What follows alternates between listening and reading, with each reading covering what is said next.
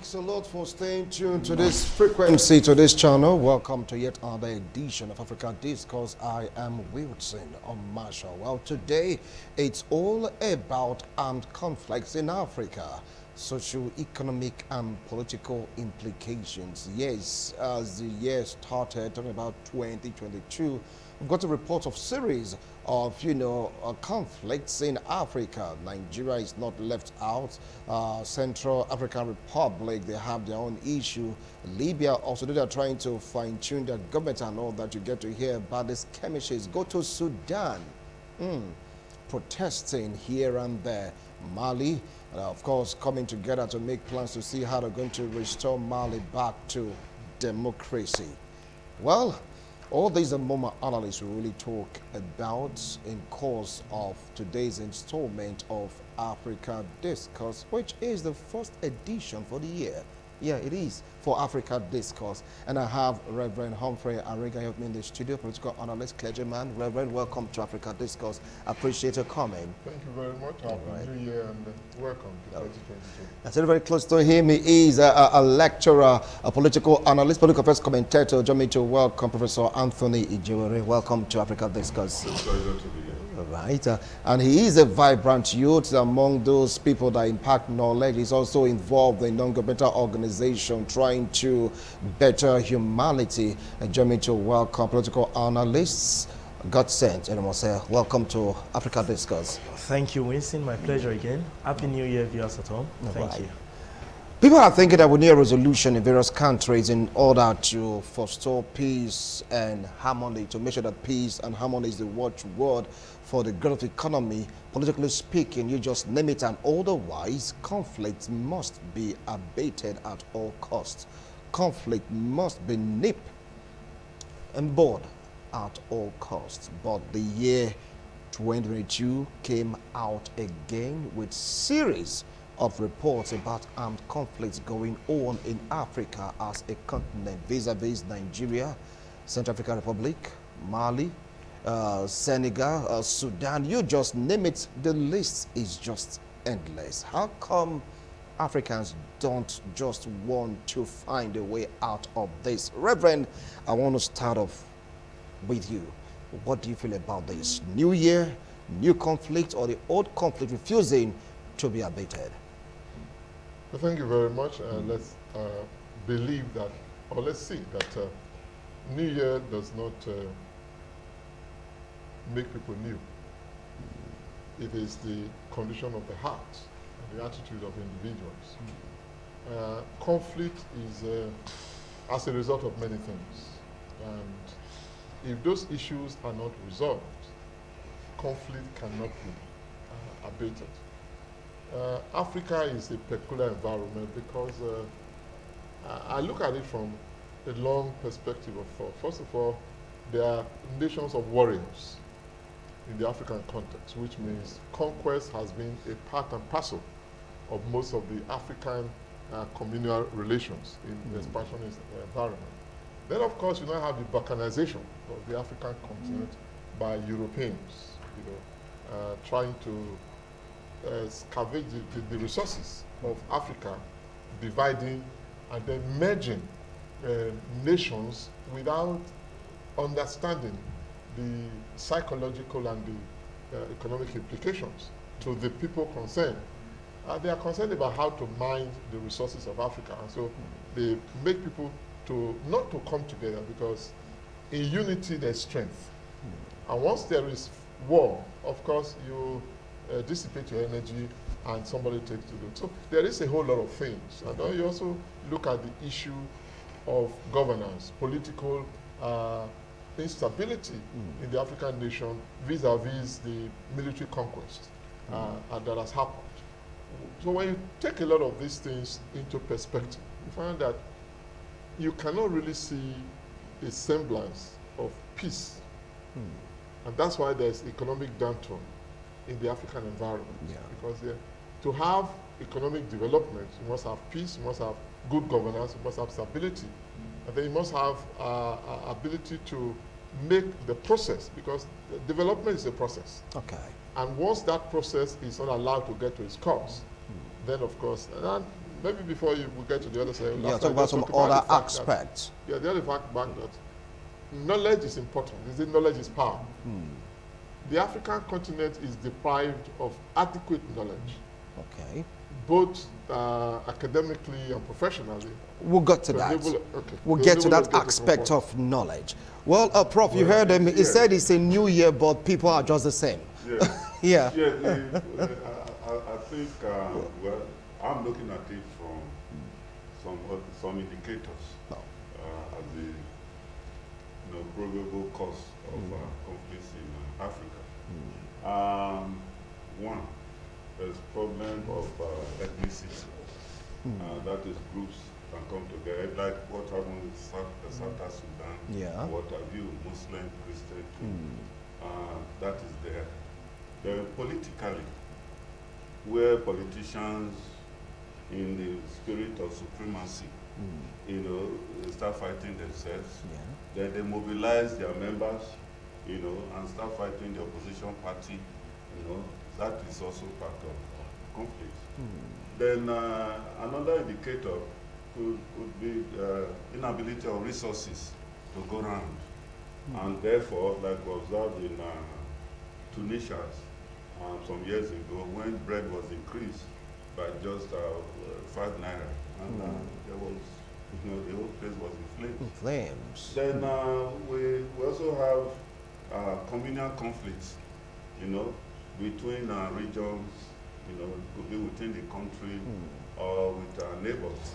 Then, of course, recently the conflict is no longer domestic. It has also gone international. Whereby, like we observe in Boko Haram, other places, this Islamic group are operating in Africa. Yes, where some groups will import, their members, fellow members, to come into another country like Nigeria is currently experiencing. And at the end of the day, they now give the government a whole lot of work to deal with. In fact, like I would say, the gun these days is getting louder as compared to what it used to be, because things have gone haywire because of some of these variables I've just mentioned. All right. Even in the area of agriculture, food production, and all that, poverty, high rate of unemployment. All these are variables that leads to conflict in Africa. All right. Now, like the Reverend gentleman said, leadership problem. All right. The guns are getting louder, and more guns are manufactured, and it's like the fertile ground for them to be sold off is Africa as a continent. God sent. What's your view on this? Anyway, let me first of all say it's sad, but it's not unpredictable. Let me quickly say emphatically, like Reverend just said, for me, the fact that it's New Year does not mean new things. It can be a new year, but you import the old things that have always been there. Grudges don't leave you, or bitterness or hatred or strife because it's a new year. It leaves you because you deliberately decide to take necessary actions to refine your mind, which we all know that no better way to do that than God's word. But basically, like my co-analysts have said, conflicts don't just happen. That is one thing I have always said. Whether you call it conflict, good governance, economic improvement, these things don't happen. Even COVID-19 did not just happen. It did not fall from the blues. They are man-made. They are triggers. They are indicators, like what our prof have said. There are things that lead to all of this. But my concern is, if you try to do a little comparison between Africa and other Europe country, fine. It's enough to say there are conflicts all over the world. Yeah, we are aware. But the level of conflict in Africa is out of the box. It's very alarming. Or the kind of conflicts that we have in Africa is it stands on its own. And you start to do a little comparison and ask yourself, what's the difference? What have led to this? Because some of the similar challenges we may have in terms of political crisis and economic instability and even unemployment, is in some of the developed world. You know, there are also statistics that says that the unemployment level has gone high, inflation level have gone high. Now, while we agree that that of Africa is worse off, but I need us to look at these two indicators. You know, in every human is the tendency to be violent.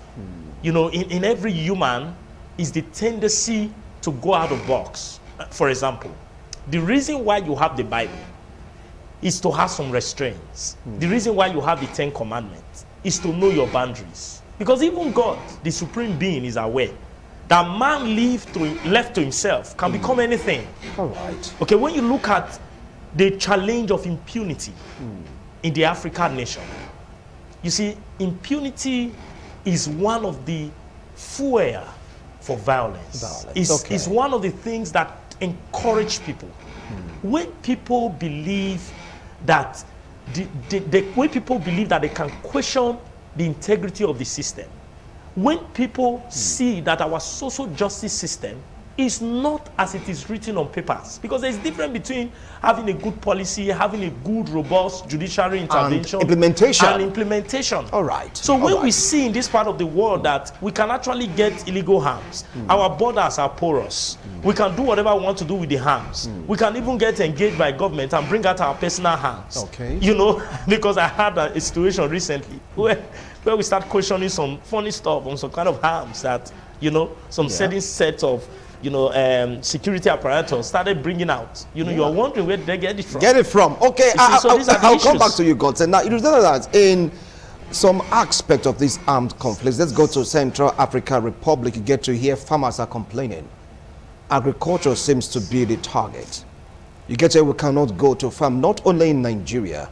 You get here, we cannot go to work, we cannot go and fish because these guys, they are there waiting for us. How come these sub-sports are the targets of these armed conflicts, Reverend? Well, you see, every human needs what is required to satisfy his or her needs.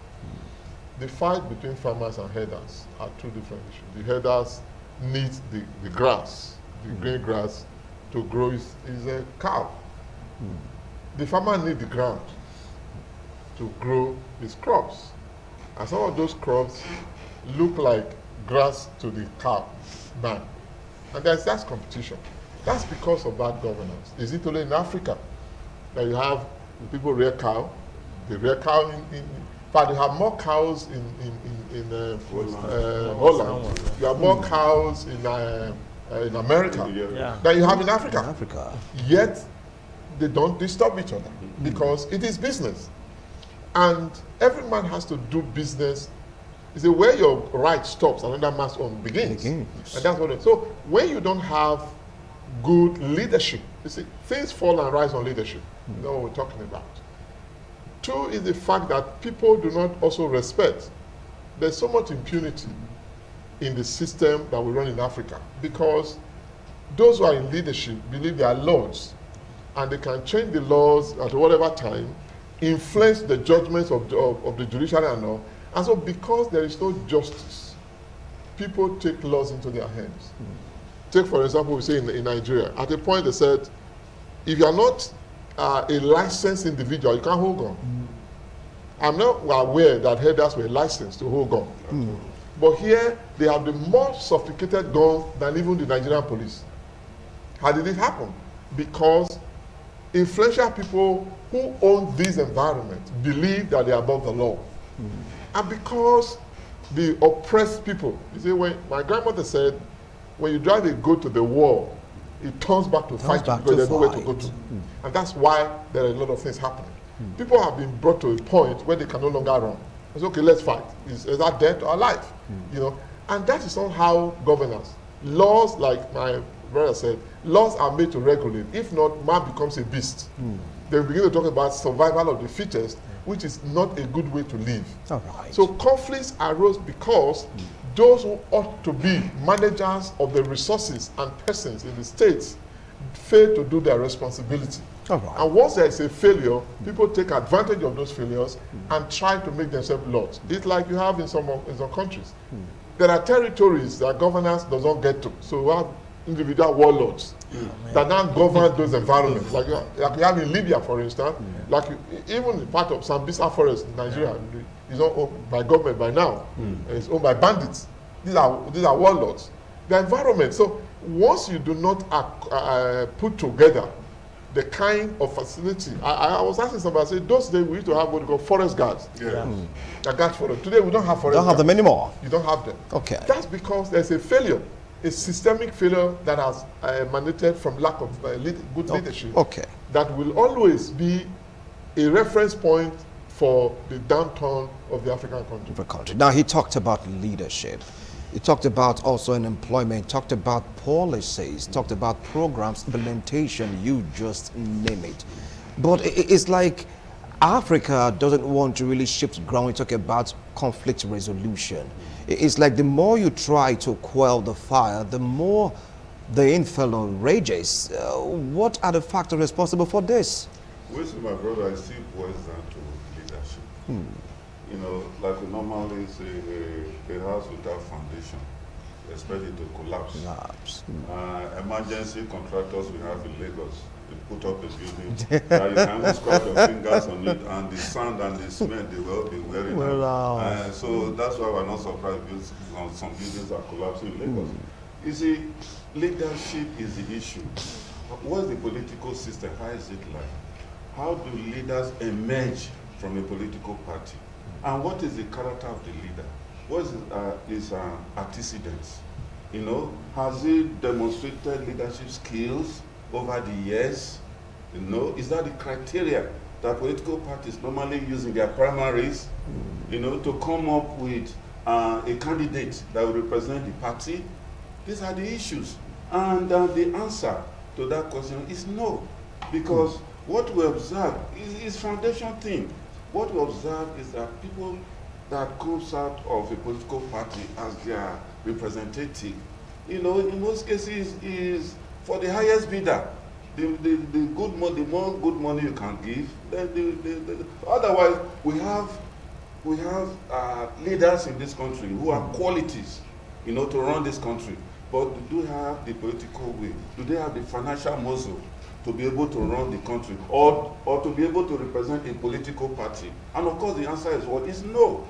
So the type of people you found is what I would call political rascals. Political rascals? Yes, rascals. They just come in there, it's money that matters, how much with this campaign, I will write everything off, you know, and all that. And they come, and from nowhere, you know, that rascality is shown by the time they eventually, unfortunately, accidentally emerge as a representative of that political party. And when they eventually win the election, for God's sake, what do you expect? It's a case of garbage in, garbage out. You know, and so by the time they get there, all these issues we are talking about, reasonable issues, we are talking policy issues, policy statements, and what have you, how they should see Nigeria or the state as a project and work towards that project and ensure that the indigents or Nigerians, the interests of Nigerians are well taken care of in their various policy statements and all that and all that. We don't see all that because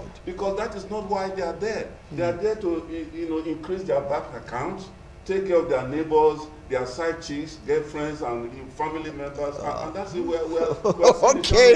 So all right. What you get is the conflict thing. Okay. Some are saying it's not only leadership. A leader may do his or her best possible, but still the followers are just ungovernable. God sent. Let me quickly say this. Yes. Great nations are not made by great individuals. Great nations are made by one simple principle: systems. Now, let me do the comparison. Whether you call it leadership or you call it follower, there are laid down systems that regulate every sector. See, let me quickly say this. The kind of president you have in Africa cannot survive 24 hours in America. Why? It's not because America does not have the kind of human beings that have the tendency of some of the crop of leaders or persons we have in Africa. But it's because over the years, they have exalted their system above individuals. See, it's sad to say, but it's a reality. The reality of the African continent today is likened to that when an individual becomes more powerful than systems. No nation can survive without structures, without systems, workable systems. Now, let me give you some example. If you can see a president that comes on a national TV and tells you, the moment I hand over, you invite me to court, I will deal with you. Now you ask yourself, are we humans or we're in a banana republic? Now, that man is telling you that even the judicial system does not have the right or the ability. Any judge that says you are invited, I'm coming for you. There are politicians in this country that have said that we make this country ungovernable. And the country really became ungovernable. Then today we have bandits, we have the Boko Haram. That's the history, that's where it started from. Now, you see, there was a time in America when Donald Trump was in power. Now, majority of the Americans felt like, oh, this guy cannot really lead us. This guy is not the kind of person, by their own perception and definition and systems. When it was time for the next election, they threw him out. Because by their own analysis, this is not the kind of guy we need. Now, they demonstrated that they have a superior democracy. That no matter what you do, after 4 years, they will check you out of there. But see what happened in Africa. If I become the chief of army staff, sorry, the minister of defense or whatever, I will look for my tribal men. I will be cooking up a war that doesn't even exist. And say, in case, I will want to bring out the defense headquarters to a certain location. Then I want to make sure that the people that will get admission into the military academy or whatever you call it are from a certain tribe. Or I want to make sure that majority of the security chief are from a particular tribe.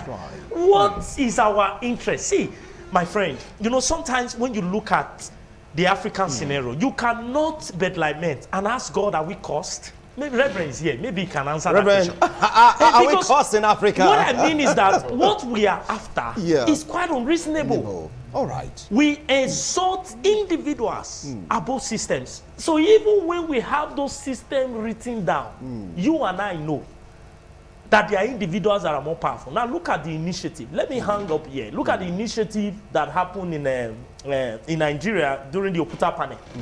You know, I think we're just saying that off camera. It takes some few generals to say that thing will not come out. Till today, where is the white paper? Where is the report of Okuta panel? Good question. Where is the report? He talked about the system. The system seems to be at the center of all these conflicts. Take it up from there. Yes, it's what governs life. You see, like I earlier said, in every human being, there is this beast-like attitude of believing that you must be the only one. It is the system and the laws that regulates and brings every person to. I said it somewhere that I believe that I'm recommending that the rope they used to tie the man at the high court. Justice, sign of justice, yes. Justice does not see anybody. They should please remove it. Because in Nigeria, justice we see. Just like I said, they should remove I from my neck because it's not independent. Just say electoral commission. Yes, we know. Yeah. So that's how African is.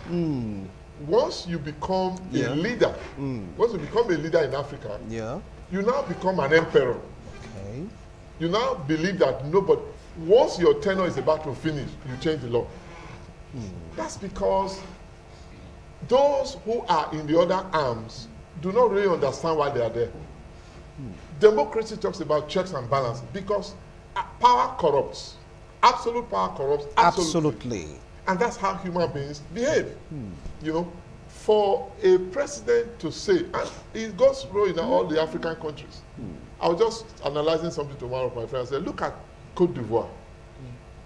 When Gbagbo was around, people believed that Gbagbo was too authoritative. And they believed that Ouattara was a more democratic person. They elected him. The man is becoming more wicked. Now he's elongating his life. He's tenor. That is not the one we talk about Cameroon. Every African country believe that the nation becomes its empire. Just like, again, the traditional rulership, where the Obas and the kings believe their laws and everybody is a servant. You hold the life of the person in your hand. That's how the political system in Africa is going. I was also talking to them, I said, look, we said the president didn't sign the Electoral Act. I said, thank God he didn't sign, because there would have been more disaster. It is not the law. The political party system and structure is not something that is politically allowed anyway. Africa do not party political system. They just association of where they can get their powers through. It's an association of few lords that believe that they are in charge. That's where we are. We don't believe in participation of everybody.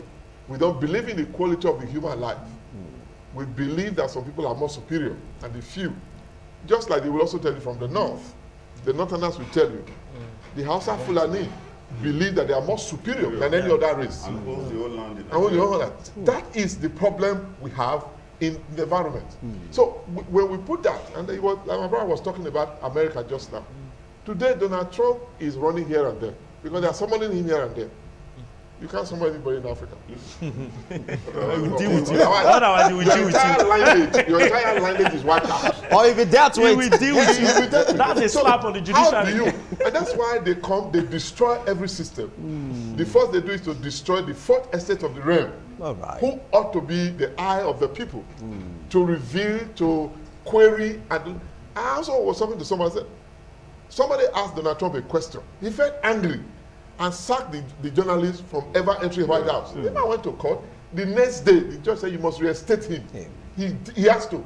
He did it. And the man went there and asked any question. Because by law, a lawyer is allowed to ask any question on behalf of the people. All right. Okay, once you don't have people query, once you don't have answering to anybody, it is obvious that you cannot have development because you don't have all the knowledge.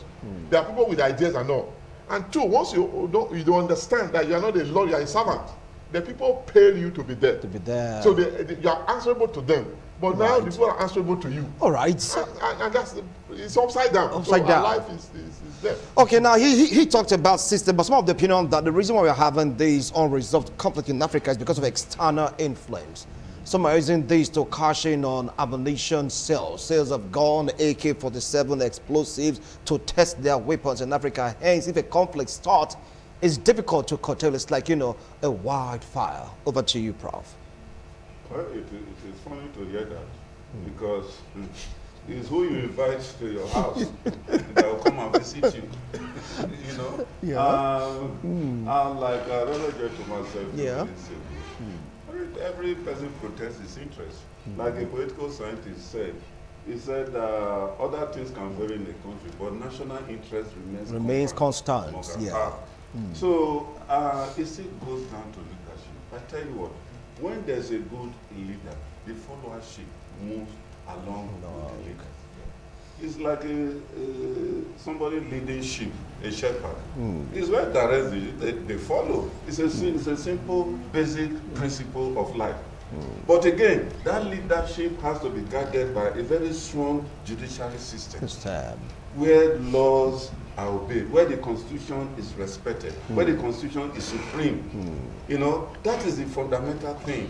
And so when these variables are in place, you see that the leadership will flow.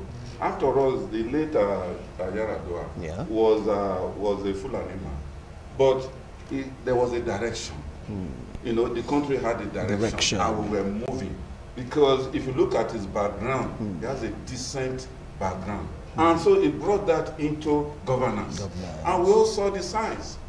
This Niger Delta thing, amnesty thing, he introduced it. He didn't look at sectionalism and all that. He felt, look, Nigeria is a project, and Nigeria must grow. And if the people of Niger Delta have been oppressed over the years, what do we do? That is a leader that is thinking of Nigeria as a project. And introduced the amnesty program. And ever since, that region has cooled off. That is leadership we're talking about. Look at Libya. We can go back to Dole and all that. See, See the type of leadership he demonstrated in Liberia. What happened? The whole place was in chaos. In fact, he was even enjoying it as a military man. He was enjoying the whole thing because the bigger the conflict, the more money he makes. And all that. And so when there are conflicts in Africa, what do you expect? Weapon manufacturers. Are you now saying, if you're the one, what will you do? Are you now saying they should fold their hands and be watching? Good market. Okay, all right. Now, he's talking about the money factor right now. God sent. Yes, money factor to fuel this crisis. The proliferation of arms, illicit arms in Africa, especially sub-Sahara region, is quite worrisome. Very worrisome. There's a research on net that says about 500 million such, and Nigeria account for about 70% of these illegal arms. In West African sub-region? Yes, in West African sub-region, sub-Sahara region. Now, as sad as that is, but you start asking yourself some basic questions. It was easy for us to sign the free trade. For us to come together and say, okay, let's have this free trade treaty. Why is it not difficult for us to come to a round table and say, how do we control this?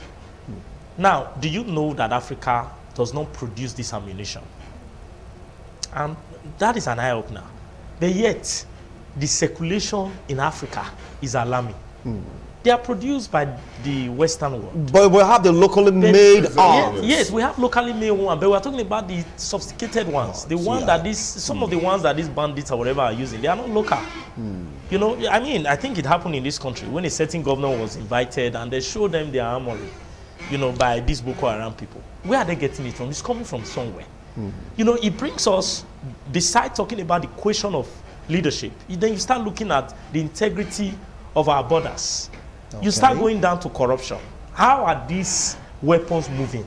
Because this weapon does not just appear from the blues and suddenly they enter into the hands of Boko Haram. Let me tell you of one documentary I was privileged to watch in Arise TV.